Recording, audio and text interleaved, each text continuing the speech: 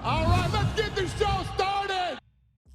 In today's news, coach ERIK Nicksick reveals why Sean Strickland vs. Adesanya almost didn't happen. Back in September of 2023 at UFC 293, things worked out pretty well for Strickland and his team, but at the time, Sean's coach ERIK Nicksick thought that the middleweight was going to be pulled from his bout against Adesanya. In a recent interview of the Casuals MMA podcast, Nicksick told the story of how the fight almost didn't happen. We're the night of the weigh-ins, and we still don't know if they're going to pull Sean from the card because of some antics that happened. Sean goes to Bondi Beach. A fan comes up to him and is like, yo, can I get a photo? And he's like, yeah, of course. Does a photo with the guy, and he has his arm around him, and the guy's like, I hope Izzy knocks you the out.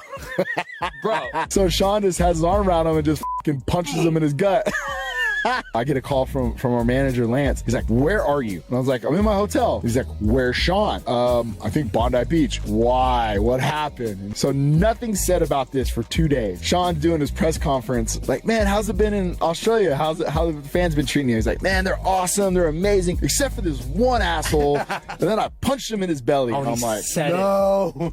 So was like the UFC tripping about it? It was the Australian government. The government? Bro, whoever's listening to this, and they're like, we're gonna look for this guy, we're gonna get this guy to press charges on Sean. Dude, we just flew all the way to Australia to fight a fan.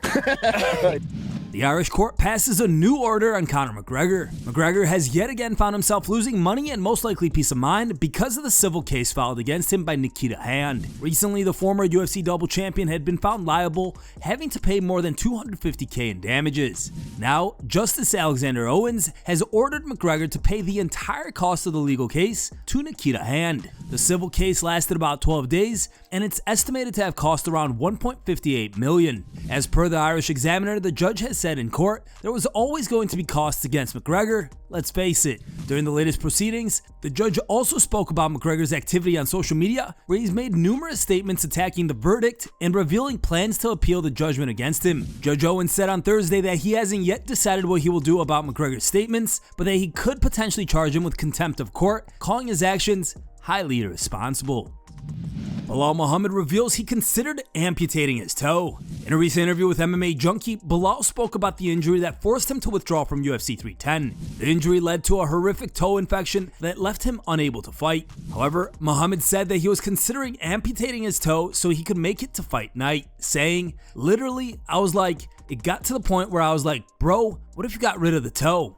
What do I need to do to get back in there as quickly as possible? But the way the doctor was saying it, it was like a bone infection. So it wasn't like people were saying, oh, you got a broken toe? I'm like, bro, if it was a toe, I had a broken toe for over a year. And then that toe got infected, and because of that, so that infection went directly into the bone and it was climbing up the foot. So he was like, bro, you'll get your foot amputated. It ain't that. So for me, it's like, it was heartbreaking, obviously, but just trusting God has a plan for me, knowing that everything happens for a reason, and now that I look at it from a bigger picture side, I'm hoping that there is a reason for it. Max Holloway warns fans not to underestimate Ian Garry ahead of UFC 310. Holloway recently broke down his predictions for UFC 310 on his YouTube channel. When discussing Shavkat Rakhmonov and Ian Garry, Holloway cautioned fans not to underestimate Garry, believing that this fight is going to be close and whoever gets hurt first will be the one to lose the fight. You can check out Max's full breakdown on his YouTube channel, links in today's video description. A lot of people think Shavkat is going to go in there and run Ian over. I think Ian is a very smart fighter, very witty fighter, very, very smart, and he can change on a dime. Like if he wants to strike, he's gonna strike. If he wants to take it to the ground, he's gonna take it to the ground.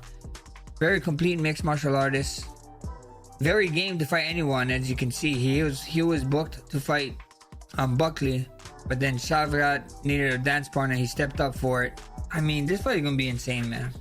I think this is gonna be a real technical fight, real smart fight.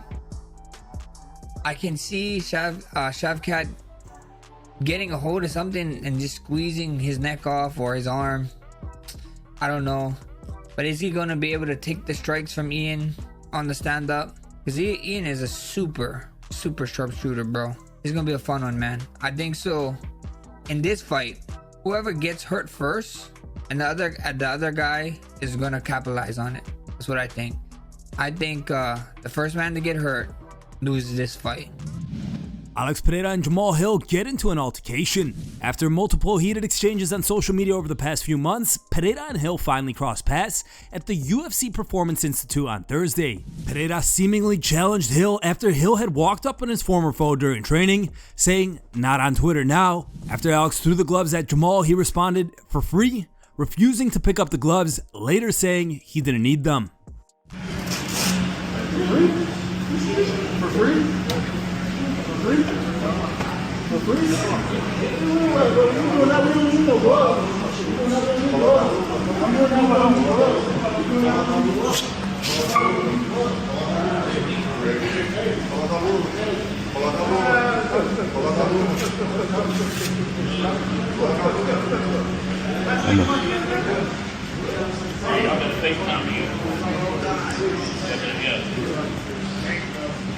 Yeah.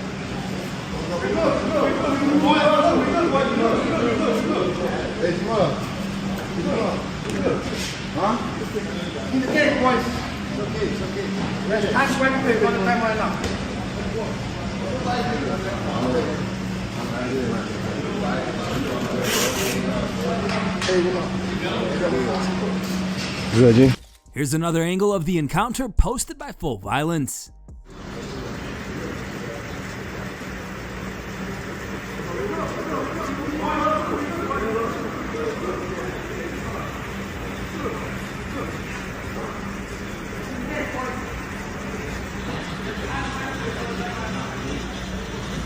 After the encounter, Hill posted a video to his YouTube channel explaining his side of the altercation.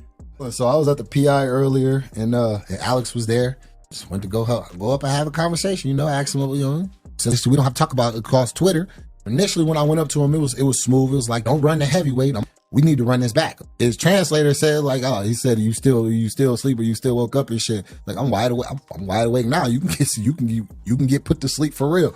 And then it kind of went to a whole like fake ass like, oh yeah, come get the gloves and go in the cage. Which I replied, what the fuck we need gloves for? We not getting paid right now. You know what I mean? I get paid to fight. I get paid to put on gloves and fight. And when I'm out in a situation like that, we could throw hands right now. You know what I mean? It's like, we're gonna get paid. I'm not gonna ruin my bag. Because here's the thing, right? If I had just reached over and hit him there and we started fighting right there, I could possibly lose out on the fight, on my next fight, and any opportunities I have left. I got restrictions now at the PI and all these other things and stuff like that. So we get paid. We made a lot of money the first time we fought. Yeah. So why would I not make a lot of money when I knock his ass out the next time? Speaking of Alex Pereira, last night he was crowned as the UFC's Male Fighter of the Year. Male Fighter of the Year award, brought to you by Son of Finn, Alex Pereira.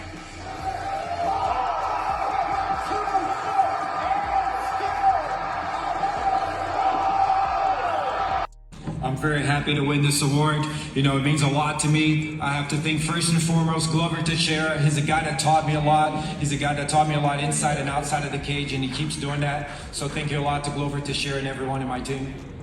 Quero muito importante para mim. Eu dedico esse troféu com toda a minha equipe, principalmente o Bruno Teixeira, que tem muito respeito por esse cara, onde me ensinou a estar.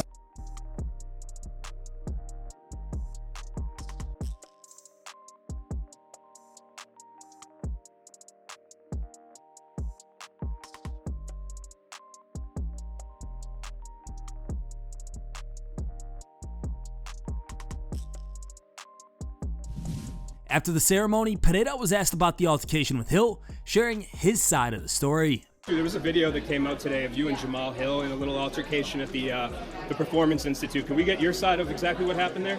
Well, things happened first kind of time that happened with me, but I'm focused on myself, focused on my thing, and right now he should be worried about his next fight. He's having a tough fight with Jimmy. It's time for today's top memes. Third place was posted by UFC Memery.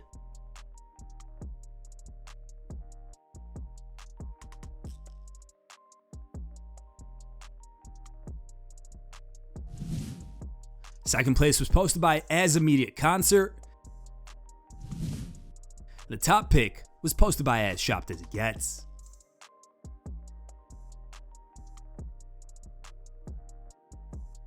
Thanks for watching. If you like the content, smash that like button and don't forget to subscribe to stay in the talk.